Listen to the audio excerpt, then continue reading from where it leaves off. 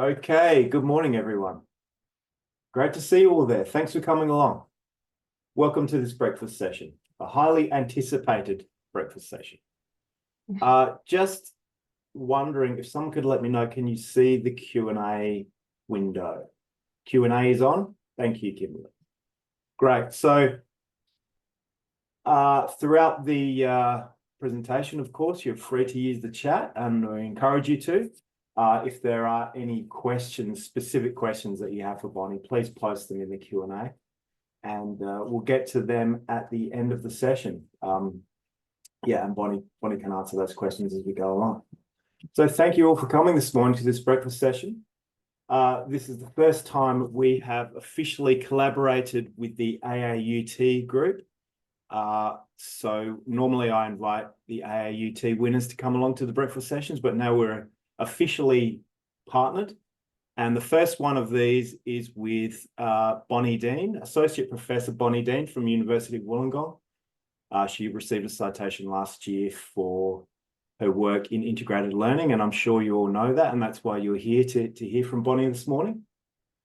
So we're really thrilled to have Bonnie with us for this first collaboration, and thank you very much for agreeing to join us, Bonnie.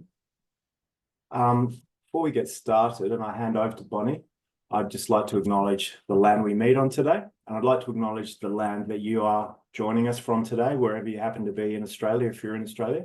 And I know we have a few people from New Zealand as well, and acknowledgements to you as well. I'd like to acknowledge that this land that I'm on at the moment is the traditional lands of the Kaurna people. That's the people of the Adelaide Plains, and that we respect their spiritual relationship with their country. We also acknowledge the Kaurna people as traditional custodians of the Adelaide region, and that their cultural and heritage beliefs are still as important to the living Kaurna people today. I thank you for that. So without further ado, I'll hand over to our special guest, Associate Professor Bonnie Dean. I'll stop sharing my screen, and it's over to you, Bonnie. Thank you very much for being there. Thank you so much, Stuart. Thank you so much for the invitation. It is a privilege to be one of the first ones from the AAUT crowd. I still quite pinch myself that I am a recipient of an AAUT citation. It was actually my second time applying. I took the feedback very seriously the first time. There was a moment, I promise you, where I thought, maybe I'm not a national award winner, but I got over myself. I addressed the feedback and I tried again, really leaning into my mentors as well during that time. So I do encourage you to consider looking at the criteria for the AAUT citation if you are applying. Good morning to absolutely everybody who is on the call today. Gosh, I appreciate that you are here so early in the morning. I love that Stuart made comments earlier about ensure that you are settled, make sure that you have your cup of tea or coffee and a large or small animal on your lap. Just get comfy. I'm talking today about my all-time favorite thing in the world, and that is work integrated learning. I work at the University of Wollongong, where I am an academic developer. That means I work alongside educators from sessional all the way through to those more experienced. One of my favorite things is to co-design work integrated learning experiences, but I work in a range of teaching and learning settings. I also work with academics around strategic planning for teaching and learning, and particularly in relation to your careers, thinking about what that looks like for educators. I started out in work integrated learning a long time ago in the Faculty of Business. I co-designed with a colleague of mine an internship program. Launching from there, I did my PhD in work integrated learning, and I've had a love affair with this particular topic ever since. So I think it's been 17 or more years researching work integrated learning. And I'm been quite privileged to be in governance spaces in work integrated learning at my institution at University of Wollongong, as well as through ACEN, which is the Australian Collaborative Education Network. There are some familiar names on this call, so hello to you. I feel like I want to give you a big warm hug, and also a huge welcome to those who I have not met before. I hope that you come along because student employability or work integrated learning is something that has excited you, or it's something you would like to find out more about. I'm very excited to be here today. I do also want to acknowledge country. Here on Wollongong, I sit on Dharawal country, also known as Five Islands Dreaming. It is winter here, which means our country is going through a time of rest and rejuvenation before the flourishing of the following seasons which come. I want to acknowledge First Nations people, past, present, and emerging, and anybody on the call today. Before I go into too much of my presentation, I want to just take a moment to pause and think about the preparation of our students. What are we preparing our students for? I think one of the core questions here is, well, who is interested in the preparations of our students? I mean, I'm obviously very interested in the preparation of our students, but who else might be? Look, one of our stakeholders here obviously is the Australian government, for those who sit within Australia, and this has been quite a historical move. We know that from the Dawkins reform back in the 1980s, that was the first time that the Australian government had a hand in higher education to say, hey, higher education, you can help us out with our economy and forge stronger linkages with industry. Building from that, we know that the Bradley Review, which came out in 2008, was the first time that employability was actually in our national agenda. So it was here in the Bradley Review that the government looked at higher education and said, you need to really be thinking about the preparation. Your students, higher education is a lever here, and your students need to be ready for the workforce and ready to participate. And we know more recently with the Job Ready package that we had the National Priorities and Industry Linkage Fund that explicitly looked at work integrated learning through 3 years. We're on our final year now. We've got 6 months to go, don't we? We're in our final year where all higher education institutions were required to actually report on what they're doing on work integrated learning, as well as their industry connections and strengths. So that's our national government saying institutions pay attention. Now, our institutions, therefore, are also interested in the preparation of our students. We see it in governance, we see it in strategy, often, not always, but often. But we also know that institutions want to do societal good. It is a good thing that here we are in this wonderful transitional space where we're developing learners to become productive members of our global society. So this is a good thing. But the other purpose of being prepared really comes down to us educators. It's us who are front and center with our learners. We are the ones who create the learning environments in which our learners participate, in which they are evaluated, and which eventually they will graduate from spending time with us as educators. Look, the purpose of being prepared for me is also deeply personal. I did do a marketing degree, and upon finishing my degree, I got my first job as a marketing manager in a small organization. However, the very first day that I stepped into that organization as the marketing manager in a team of one, was actually one of the biggest downfalls of my entire life/career, because it was in that moment, upon entering that workplace for the first time, that I'd realized that this actually was the first time that I had met industry professionals, that I had actually stepped place outside the interview inside a workplace, and the first time I would ever apply what knowledge and skills I might have. Now, my first year of being a marketing manager really culminated in a devastating event where I was in the bathroom and I was crying and I was in tears because I really felt so out of place. I had upset one of my colleagues because I'd done some printing and she didn't like that I'd printed on her desk. In any case, the CEO had come into the ladies' bathroom. He said, "Bonnie, I'll walk you to your car." I survived there for another few months before I realized that I was so underprepared to face the realities of a workplace. I would drive around with my marketing textbook in the back of my car, just in case there was like a marketing theory emergency and I had to run out and remind myself what the marketing theory was. So what I did in relation to, after I moved out of this management position, this marketing position, was I reached back to colleagues at the University of Wollongong and had the opportunity with another colleague to co-design the very first internship program for all commerce students. Now, this was the moment for me where I felt like I was giving back. It was a moment where I felt like no other student needs to feel as underprepared as I was. Nobody needs to be crying in the bathroom because they hadn't had the opportunity to apply their knowledges and skills. They hadn't had the opportunity to think about who they are as a professional or even meet an industry partner. That's just not good enough.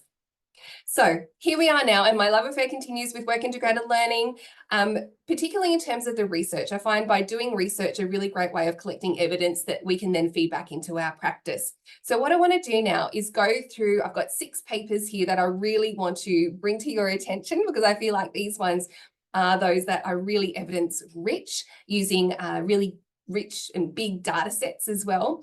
And I'd love for us at the end of this time, when I present these 6 papers, to actually do some collective reflection. I'd like for us to really be thinking about during this time, what are some of the prominent themes and challenges that are emerging not only from the research, but also from your own practice in relation to work integrated learning and student employability. Now, before I go any further, when I say work integrated learning, I am referring to the tripartite relationship between industry, university, and student. And when I say employability, I do refer to that big umbrella, that term that includes students' readiness, preparedness, as well as employment, but not only employment, for work.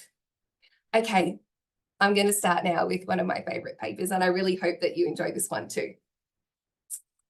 All right, so up the top, I'm going to have the title of these papers. I'm going to have the authors and the journal in red immediately underneath in the subheading. These papers are research activities that I've been involved in, and there are many more, including people on this call who are engaged in work integrated learning research. But let's take a look at this first one. Okay, kicking off with Professor Denise Jackson, who many of you are familiar with.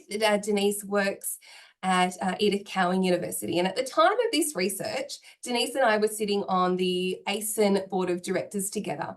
Now, Denise led a project and continues to lead a project through ASIN, where ASIN has gone to the Social Research Centre, who runs the Graduate Outcomes Survey, or the GOS. And we have 5 items in there. And in this paper, we analysed some of those items in relation to work integrated learning. Now, this is a big data set. You'll see here that there is over 76,000 graduate responses. So students respond 6 to 18 months post-graduation. So the questions we were asking here is around perceptions of employability. Now, what I'm going to do for each of these papers as well is just look at the findings and the implications. You're more than welcome to go read more of the paper, but I want to just drill down into what we can learn from this research. And here is the good news story. Number 1, will positively impacts graduate perceived skill outcomes and preparedness. So if you were ever unsure about the impact of work integrated learning, we can come to papers such as this, as well as any of the other GODS reports, which you can find on the ASIN website. And you will see that will does have a significant impact for how students perceive themselves as ready for the workplace. We also found here that different types of will do have varying impact in terms of the type of employability skill development that graduates attain. So, for instance, work-based will is the highest perceived preparedness. So those graduates who did participate in work-based will, such as internships and placements or co-ops, well, it's more North American, service learning, these students have the highest perception of their preparedness and readiness for work. And non-workplace will has higher adaptive and collaborative skills. This makes sense because often in non-workplace will, we're looking at something like an industry project where students can often work in small groups and work on an authentic project alongside an industry partner. And global will also looks at adaptive skills. And this is important as well because we see with global will, students do need flexibility and agility, and they learn these employability skills through this type of will. Now, in this particular paper, so it was based on the 2021 data, we see that 1/3 of will participants felt that will improved their appeal in the labour market. Now, interestingly, the 2023 GODS report has actually seen a jump in that particular finding. It's now 2/3. So 2/3 of the participants now feel that will has improved their appeal in the labour market. And so that's really wonderful. However, it was in this paper that we start to see that will is not experienced similarly by all students. I mean, we know that it's not because, you know, different disciplines run it differently. In some it's accredited and mandated, in others it's optional and elective, and in some disciplines it's not even present. However, here what we saw is a difference for those who come from disadvantaged backgrounds or those who are from equity groups. And we found here that there are actually lower levels of perceived employability among female, disabled, and low SES graduates. Now, the implications of these, you can have a look here, but the types of things that Denise and I were mulling over and what can we do to address this particular evidence is whole of program approach, expand and diversify will, and also assisting students to articulate and reflect their learning, especially a non-workplace will. And that's something through we can do that through career development learning. That's one particular way as a strategy to do that, but also through reflective practice. We also really need to improve inclusivity. So the second paper I want to bring to your attention is around equity and inclusion. So again, what we did is joining Professor Michelle Eadie from the University of Wollongong joined us on this paper as well. It's a more recent paper. And again, looking at GOS, but this time a bigger data set. So now we have 151,000 graduates that we looked at the results for here.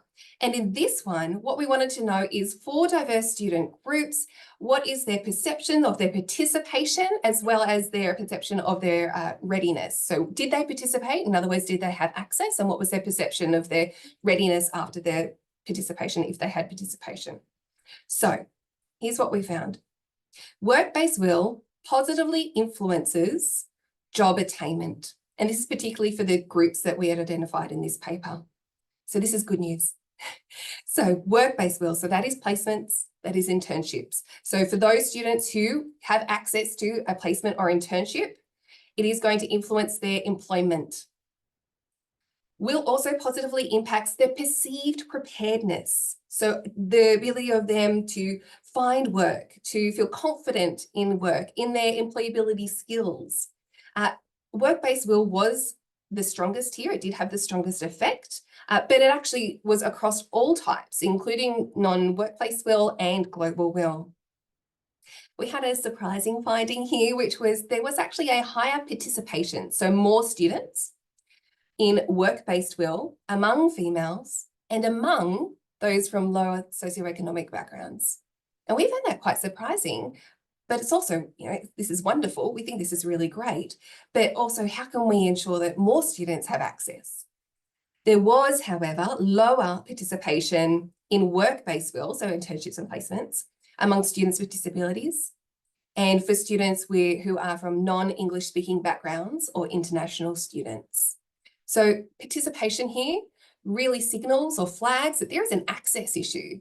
So yes, it's important to care for students once they're on placement, but this is access. This is just entry, getting your foot in the door to those work-based experiences.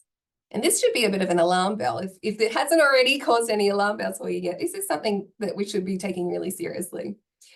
There is higher participation in non-work-based will for non-English speaking backgrounds and regional students. And perhaps this is a scalability item, that non-workplace will can be done often through remote or through technology-enabled experiences. But it also says that, you know, perhaps this is a type of will that we need to explore more. So implications for these, what can we learn from these particular findings? Well, for goodness sake, we need to collaborate with industry partners. We need to help open doors.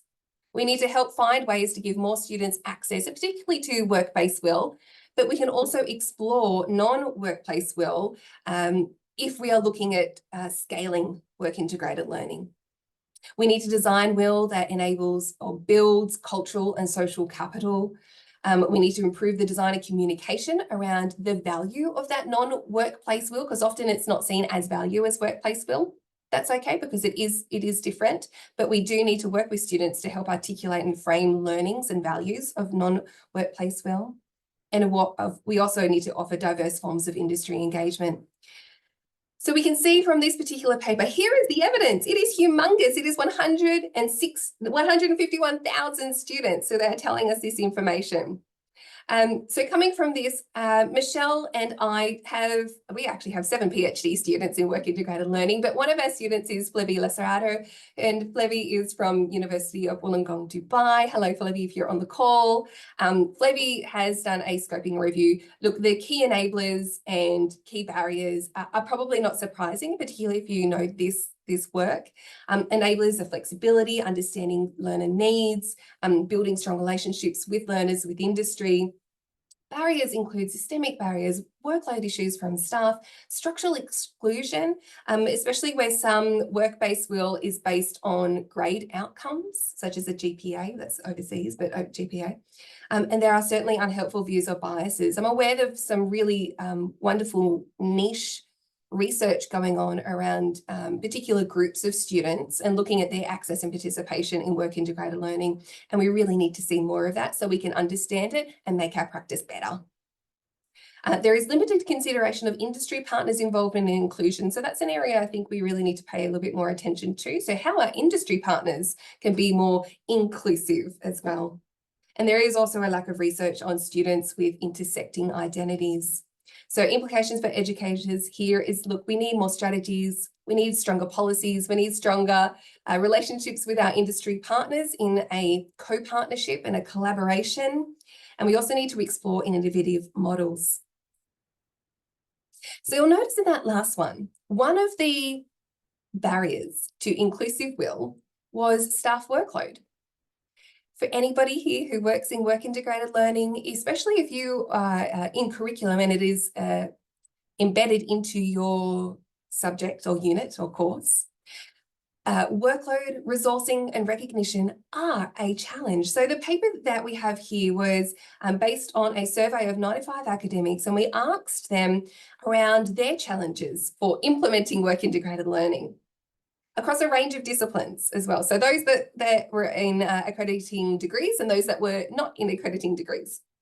And there were mixed perceptions around more resourcing. Some said we're fine and others said, no, we really need some help. But more than often, a lot of them said we could actually be doing more work integrated learning, especially those that had very limited work integrated learning or collaborations with industry partners. Of the challenges, time was crucial. We found inconsistent workload models, and we found that there is need for administrative support. So our educators have a heavy burden of doing a lot of the administrative support for themselves in many contexts. There is a reliance on the personal networks to source industry partnerships. And I'm sure some of you would understand this as well. So you're going to your networks and imploring your colleagues to come and assist with students learning. And we found this as a concern. There's also an undervalued caring work to support students. And look, what does this mean? Although some of this is familiar to you, the research is here. It's telling us that these are the barriers for our staff to enable them to conduct work integrated learning. So this is why we actually really need to pay attention to those barriers. So the implications means we need to have a greater recognition of the workload allocation for work integrated learning as a pedagogy. And this doesn't just include the sourcing of placements. This includes recognition of the time involved in co-design, in evaluating and sustaining partnerships, in the pastoral care for students. When you get those text messages or you get those emails from a distressed student on placement, that hurts. That is awful. It feels so awful. And you want to help everyone, right? But there's also time for site visits. I know that site visits have substantially decreased because as academics or as educators, we don't have the time, and we often don't have a lot of funds or support from the university to go do site visits. And for those of you who do, you'll understand the time investment. So that needs to be better recognised in your workload agreements, and we need a better way to support you in doing that. We also need to plan for partnership sustainability. So while it is useful to access personal relationships or collegial relationships with someone you know, if you move on, we need to think about the long-term plan there. Is that a relationship that's going to be sustained beyond the I'm helping my friend out a bit here? So what can we do as within your program, or even broader across the university, to think about the sustainability of those partnerships, those industry partnerships? Staff are calling for more professional learning and support in the design, and also not all units, not all courses, not all subjects necessarily need work integrated learning. So we do need to take a course-wide approach so we can look at the different touch points and go, well, where is a student along their learning journey having an opportunity to engage in WIL in different ways? All right, the next paper was looking at those who are not in accredited degrees, who do not typically have work integrated learning as a mandatory component. And we called these non-vocational disciplines. We just wanted to find out in this particular study, what are your perceptions of work integrated learning, and do you think it's valuable? We interviewed 33 educators in this particular paper. What we found is that many academics were unsure if they could or should or need to embed work integrated learning. We actually found there was still an understanding of WIL as placements. So non-workplace WIL still was not a particular conception that was widely understood or widely accepted or even seen as work integrated learning. We recognised that some academics thought WIL was superficial and they thought it was temporary. I remember in the interviews, there was a particular academic who said that we just need to enable education for an education's sake. And I believe that that is so true, which is why there are subjects which do not have work integrated learning, because in these subjects, students are exploring ideas or theories or themselves and how they relate to the world. So work integrated learning is certainly not something that needs to be everywhere, but we do need to ensure that there are purposeful moments throughout a learning journey where students are enabled to practice and apply and integrate the knowledges and skills with real industry partners along their journey. And for those who were really skeptical, they were seeing WIL as a promoting neoliberal agendas, which is, you know, that economic viability. We're here to produce graduates who are going to contribute to the labour force, rather than their own self-destined notions of where they're going and who they want to be.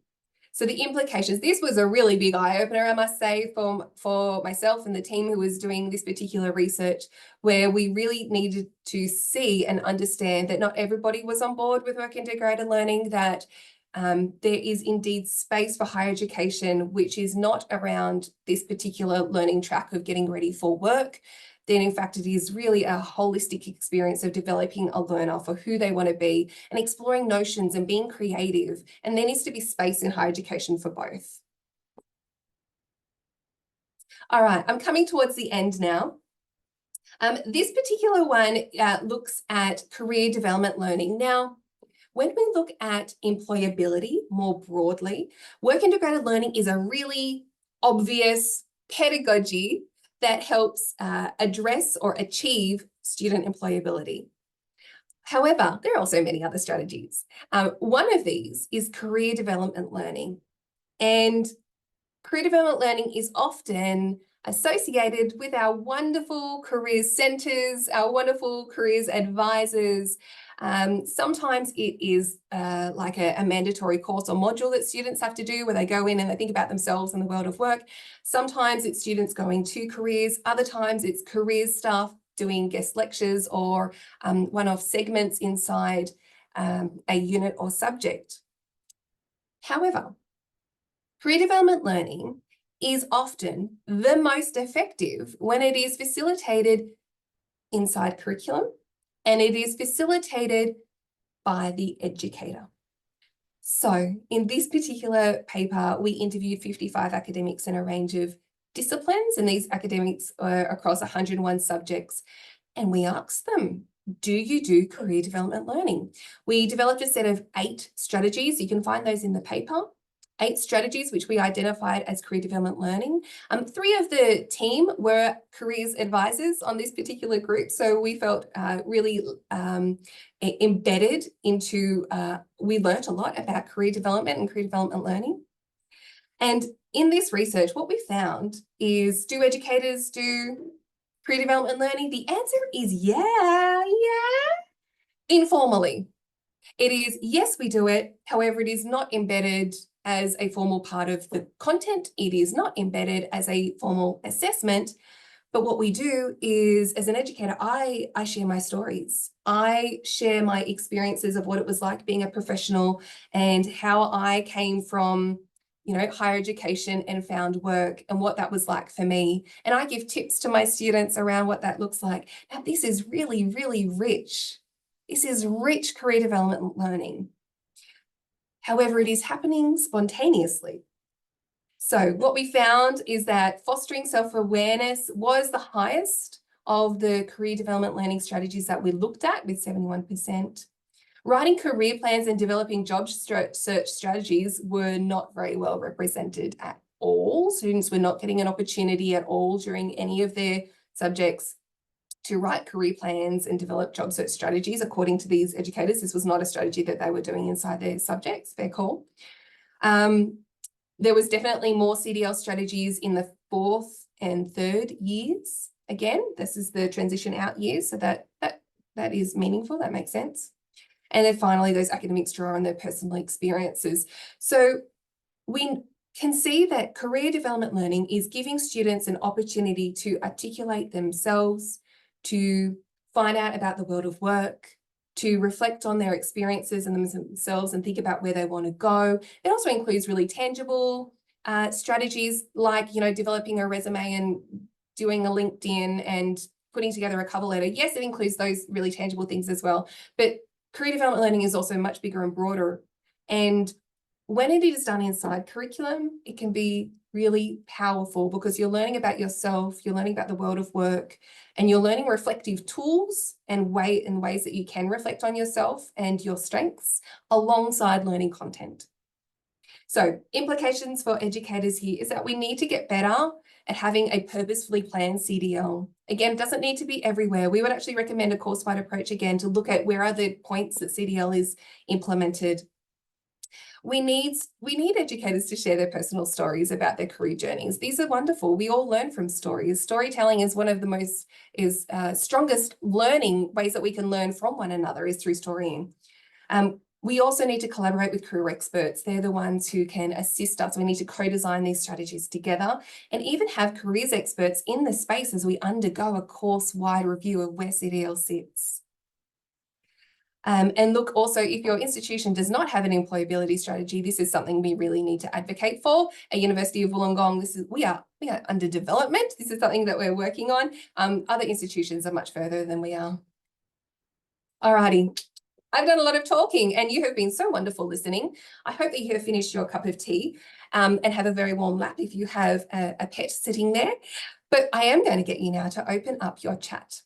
So I'd love to hear from you. So keep your videos off for now, keep your audio off for now, but I do want you to open up the chat so we can hear from you. What I would love for you to do now is have a think about what were some of the trends and challenges, even by the evidence-based research that I presented or in your own context. As you're writing in the chat, I do encourage you to write trend or challenge so that we can see what you think. And what I'd love to do in these sort of next 5 minutes is for us to come up with what we think together are the trends for work integrated learning and employability. What are the things that we need to focus on? What are the things we need to get better at? What are the things emerging that haven't yet been talked about? And then the challenges, what's going to prevent us from getting there? Alrighty.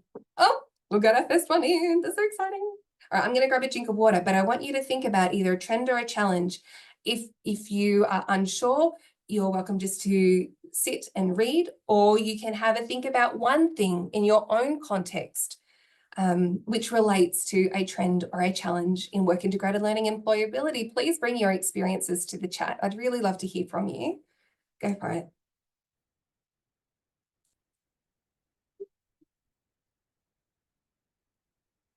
Okay, we have some coming in.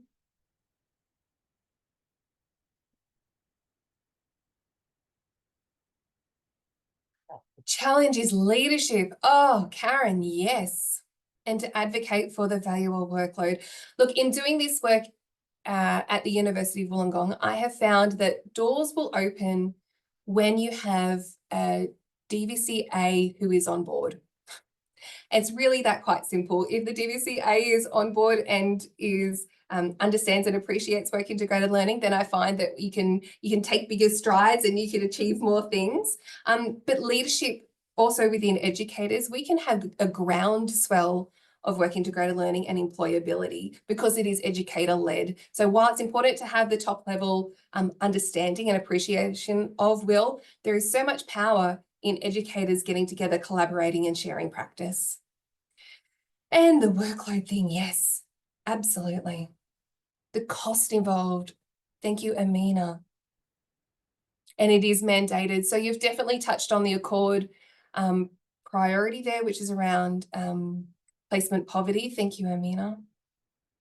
Blurring lines of WIL and CDL. Oh, good one. Under the umbrella of employability. Shifting academics' perceptions from WIL as just internships placements. Yes, Catherine, I feel like this is the work that I've been trying to do with my institution for a while now, is really to explore non-placement WIL. There is so much we can do in non-placement WIL. And it also is benefit to our industry partners because we're not requiring as much from them. But yeah, you're right, it is a conception thing as well, isn't it? And Elizabeth says the tension between perceptions of skill and knowledge of professional staff, careers terms and academic staff. Yes, there is a tension, but we need to collaborate. We need to work together. We each bring our strengths. Workload and resourcing, yes. Students have many competing demands, including costs of placements and juggling life. You're so right, Jyoti. Karen Hall, sustainability of partnerships, good one. Yes, Georgina, absolutely. Sustainability in terms of working with industry partners. I mean, it's wonderful when an industry partner reaches out to us and we have them for one semester. But then if they don't stick with us for a second semester, we've got to go do that work again to try and source another industry placement or partnership or project. And that's work, that is time, that is effort, and that can be exhausting. And Ryan has said sourcing adequate number of placement sites. I feel you, Ryan. That's really hard. Commitment from industry for work-based WIL. Absolutely, Annabelle. You're so right. Making sure non-placement WIL provides as valuable experience as workplace WIL. Thank you, Catherine. I think this is an area that needs more attention. We need to do more research on non-work placement WIL. I'm an associate editor for the International Journal of Work Integrated Learning. We are seeing that there are many more dissemination of practice of non-workplace WIL, and this is a really good thing, but I think we need to see more and we need to evaluate it really well. And it's in the evaluation that we will learn lessons about how we can do it better. Oh, we've got so many lovely challenges. Oh, Corinne. Hello, Corinne. Lovely to see you. And there is a trend of expansive definitions of WIL. Thank you, Corinne. That's exactly it. And Sally has a trend, online interdisciplinary WIL. Oh, you're so right. Interdisciplinary WIL, transdisciplinary WIL as an accessible and equitable option. You're absolutely right. That needs further exploration. We need to do that more. And Stephanie has said a trend, students especially recognise WIL value when it is named up, when it is explicit, when the value is explicit. That is absolutely right. All right, I'll just name a few more and then we'll keep going. Oh, you are so wonderful. Look at all of your comments. I'm going to take time to read through all of these a little bit later. But you're absolutely right. There is the skills of industry-based supervisors as well. So that is a challenge. So where we're sending our students to, do we know if those workplace supervisors are equipped to support our students in the ways that they need to be supported? You're absolutely right. And I think some of the other trends that I am very, very well aware of, and many of you will be aware of, is what's happening in work integrated learning, or what is happening in the transformation of workplaces as generative AI becomes integrated or perhaps, not permitted in certain workplaces, and how do we prepare students for a workplace that is changing, is rapidly changing in terms of the integration of technology. That's also another issue. Please feel free to keep putting those in there. What I want to do is also, I had a little brainstorm. Most of you have covered, you've done such a beautiful job here. Some of the ones that I was thinking of, and this is not all, in terms of trends, and you've nailed it. Well done. You've absolutely nailed it. We need to be looking at more diverse types of WIL. You've got it right there in the chat. Well done. We need to not only be looking at workplace will, because it is really resource intensive, it is sourcing intensive, all those kind of things. We need to be focusing so much more on inclusivity. So that is access, so opening the door, as well as inclusivity when the students get there. We need to look at whole of course CDL and whole of program approach for CDL and also for will, emphasize CDL and employability skills, industry partnerships, leveraging technology, and enabling student agency is something that I would really love to see more of in the future, where students have more decisions in where they go, the assessments that they participate in, the type of work that they do, and integrate that with CDL so they think about who they are. Challenges, equity and access. You've got such a beautiful list here already that we're compiling together around the challenges: equity, access, workload. Oh, workload is huge. Scalability, evaluating. We really make sure that we're not just doing things, but we're evaluating so we can learn lessons and do it better. And also, look, dissemination is really important. So we need to be writing up our practice and sharing it with others so that we can learn from one another. We need to adapt to workplace changes. This includes the advent of Gen AI. And if we have it, institutional support is such an enabler. If not, it is such a challenge. So this is something that, that I've seen across many different institutions, the level of support, of strategy, of integration into policy. But what I have also seen across so many institutions, if not all institutions, is a groundswell of passion for our students and a care for their preparedness beyond the higher education. Thank you so much for all of those. Just touching briefly before we go to Q&A. Back in 2020, Matthew Campbell and I had a bit of a brainstorm about where we thought the world of will was heading in 2020 when we were in lockdown, and I reached out to Matthew and I said, hey, let's write some stuff about will, because there's no placements at the moment because, or apart from, there's very few placements at the moment. There were some frontline workers who were continuing to do internships. And so back then we said things like, oh, we really need to rethink will beyond traditional placements. And look, we are now 4 years past this.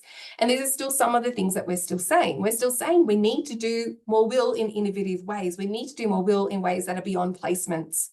We need to focus on all the authentic roles and practices that people are doing in industry and find ways to replicate them in safe environments inside higher education institutions so that students feel like they get an opportunity to practice and apply and make mistakes, guided by educators and receiving feedback on that.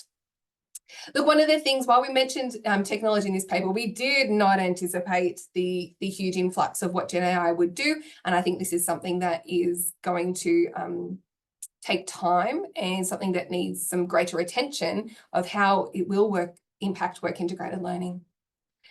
Before I go to Q&A, I will just touch on one more thing. So at the University of Wollongong, I led a project starting from 2018 where we do have a whole of course approach to work integrated learning. We have a classification framework that was built on the Australian Universities audit, which was back in 2018. So we have a framework where every subject is classified within our online system. It's similar to where your subject outlines sit. And every subject is identified based on the type of work integrated learning that they have. Co-curricular sits outside, but you'll see the boxes in blue, these are our preparation subjects. So these are those that students practice in safe environments, often in classroom settings, before they go and do more authentic work with industry partners, which are in the red box. Underpinning our framework is a practice-based approach to learning, where learning and knowing and doing is reciprocal. So you do something as you practice the thing, your knowledge is enacted and your learning is in the action. So in foundational will, there is no action where your bodies are not moving, it is more your minds and you're thinking about things. But in embedded will, we see students starting to practice and move and think and apply, but in small, safe environments. And then, of course, we move all the way through to professional will, where there is full immersion. There's a full body, mind person inside an experience. So you can find out more about that if you like. I know there's a number of institutions who have their own classification framework too. Thinking about non-placement will, Laura Rook and I also developed a quadrant, which is, thinking about other types of will, and we thought about the axes of industry participation and workplace literacies versus workplace practices.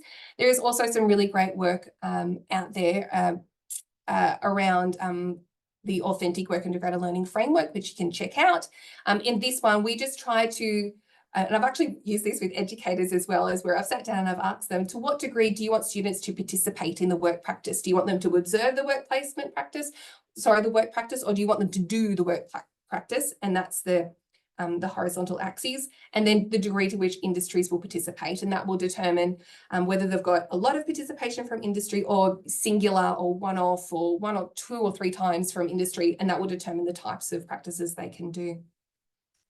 I am going to leave it there so that we still have 10 minutes.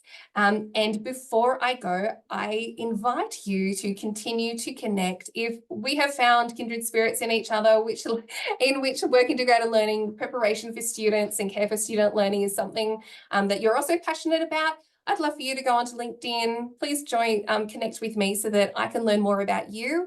This has been a very one-way relationship so far, so I would really love to connect with you so that we can also continue this conversation on LinkedIn. If you're looking for something to do on LinkedIn, I'd love to hear from you. What is one thing that you do to enhance your students' employability? And tag me if you can, so that I know that, so that I can connect with you and I know that where you're joining me from. Okay. Stuart, thank you so much for being so lenient in enabling me to have all of this time to share and chat and talk about some learnings from the research. Not a problem, Bonnie. Thank you so much for that. And it was wonderful to hear the passion you have for this topic. It was fantastic. It's infectious. So we do have a couple of questions in the Q&A, and if you have one, your opportunity to post one is right now. But we have a couple of questions. If you don't mind, I'll read them to you. The first one's from Deirdre. Hi, Deirdre. How are you this morning? Hi, Deirdre. From this excellent research, do you have any specific data on the experiences of Aboriginal and Torres Strait Islander groups as a group, WIL, NWIL, NWIL, and employability outcomes? Yeah, thank you so much, Deirdre. Yes, absolutely. 3 things. Okay, number 1, if you go to the ASIM website and look up the Graduate Outcomes Survey most recent reports, you should be able to find the most recent data. That's from 2023. I'm sending you there first because that's where the most recent data will come from. And it certainly does include Aboriginal and Torres Strait Islander students within that. So please, I would check there first.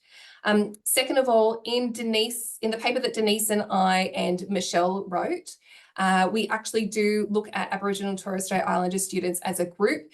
I did include everything on the slide, but yes, can you please, I would encourage you to go look at that particular paper.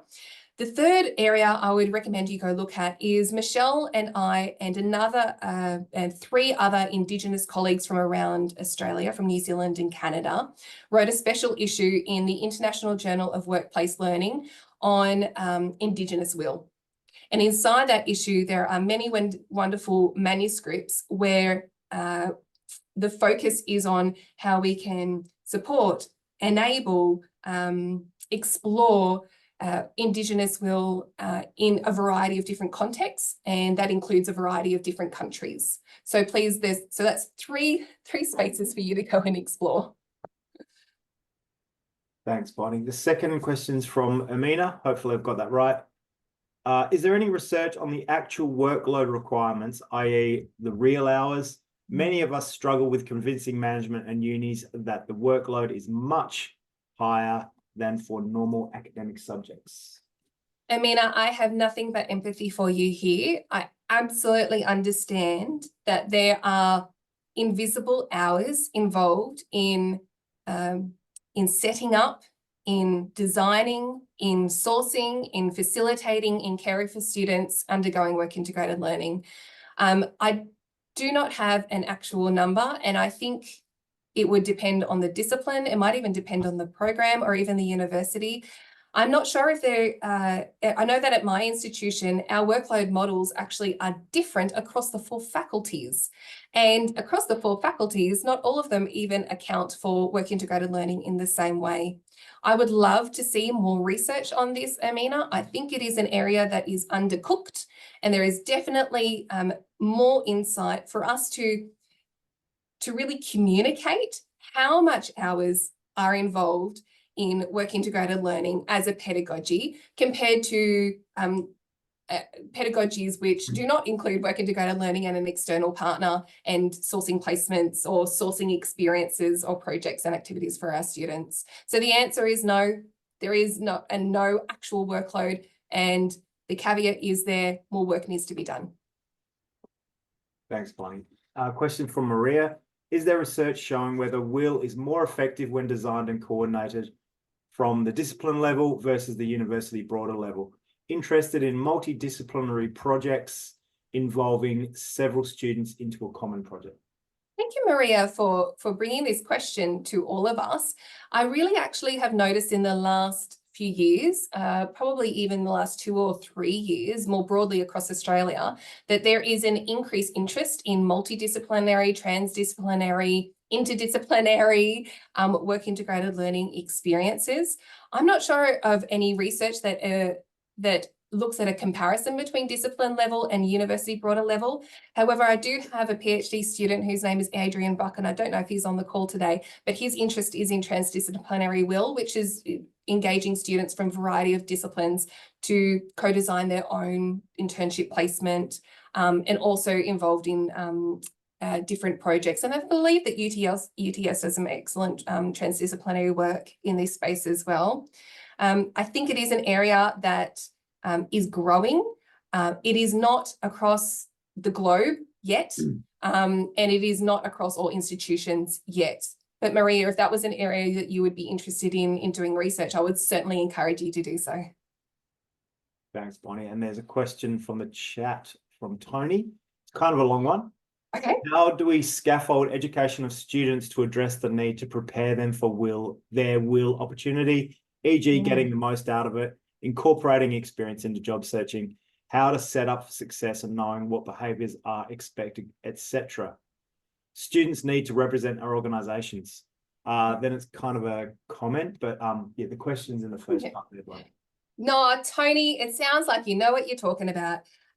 One thing we know that is incredibly crucial for WIL, and we see this from the likes of Billet, whose work talks about, the top and tail of WIL, and that we need to do things before WIL and we need to do things after WIL. And what you've talked about there is the preparation for WIL. So it's not good enough for us to send our students off on placement. You're absolutely right, Tony. What we need to do is have experiences, hopefully synchronous experiences, or if not, it has to be a really well-designed online module where we take students through all the things we need to take them through. This includes their legal requirements, HNS, and all the things that we have to do, expectations, project scope, industry commitment, those kind of things. But what you've really brought out there, which I love, is the focus on their learning.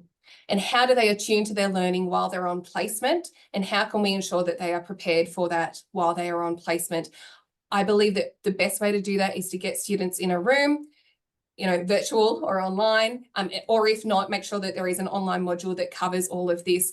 If students don't have that preparation, then, what we'll do is we'll have a whole range of concerns and problems once they pop into placement, and that becomes really problematic. What I actually think is that we need to share more about how we do that. And so I actually think the answer is probably within this group of the ways in which you prepare your learners for placement.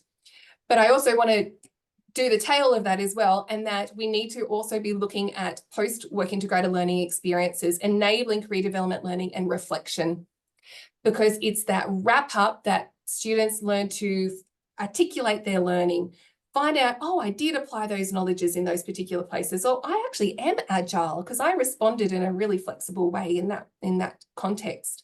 My PhD looked at something called transitioning placement practices. That is how students learn on placement. And one of the things that I learned while I was doing my PhD is that students find it very challenging to articulate what they know and what they're doing and why they're even doing it while they're on placement. So you need that kind of cool down, debrief period so that we can articulate that learning. Okay. Thank you very much, Bonnie. That's all the questions, and the timing is almost perfect. So thank you very much. I'd just like to say a huge thank you for taking the time to speak to us this morning. That was a great session, very passionate, very informative. I think everybody got a lot out of it. So thank you very much for being there. And thank you everybody for coming along this morning. If you're in southern part of Australia, it's probably quite cool It certainly is very cold here in Adelaide. And thanks a lot for taking the time to come along this morning for the breakfast session. So a huge thank you to Bonnie and a virtual round of applause. I hope you all have a great day today. I will be sending out the recording and the chat log to everybody who registered. So that should appear probably tomorrow. And you can review the recording. And I'm sure Bonnie would be really happy for you to reach out to her on LinkedIn. Keep the conversation going if you'd like to. So once again, thank you very much, Bonnie. Really appreciate it, and have a great day, everybody. See ya. Thank you. Bye, everybody. Great to see you.